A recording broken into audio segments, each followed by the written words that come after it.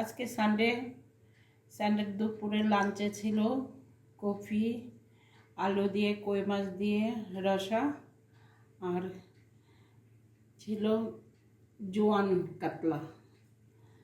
Coffee আলুর রসাটা একটু দেখে তোমরা বলো কেমন হয়েছে। এটাতে তেমন কিছু দেইনি, একটু পেঁয়াজ, আদা, কাঁচা লঙ্কা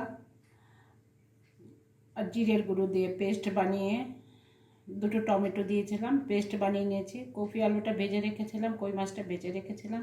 তারপর মশলাটা কষিয়ে আলু, কফি, মাছটা দিয়ে লাস্টে একটু গরম মশলা, ঘি গরম মশলা দিয়ে নামিয়ে নিয়েছি।